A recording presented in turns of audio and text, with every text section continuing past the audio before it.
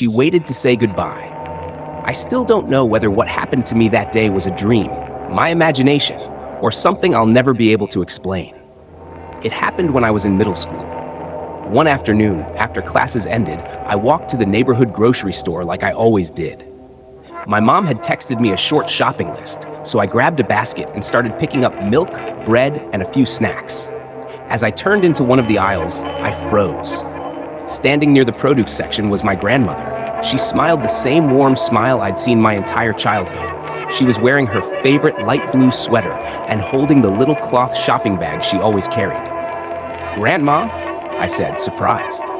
"What are you doing here?" She looked at me with the gentlest eyes. "I just wanted to see you," she said softly. I laughed. "You could have waited until I got home." She simply smiled again.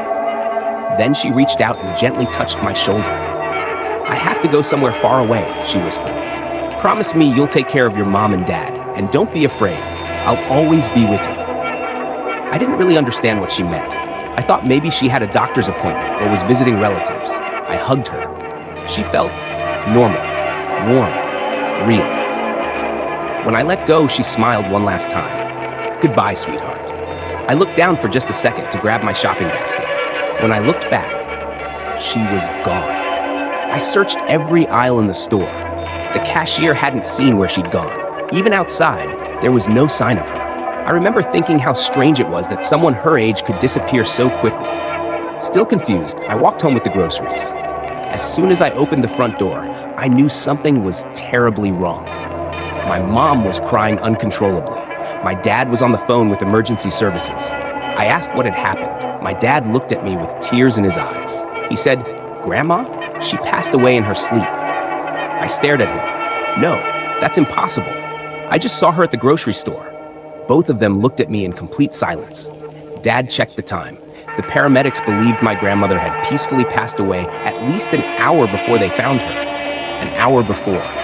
The exact time I had spoken with her. I never told anyone outside my family because I knew how unbelievable it sounded.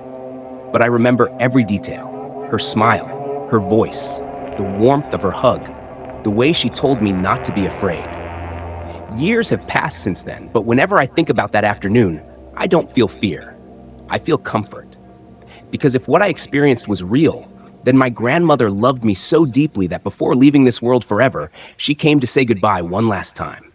And sometimes, when I miss her the most, I still find myself looking toward the grocery store entrance, wondering if, just for a moment, I'll see that familiar blue sweater and that loving smile again.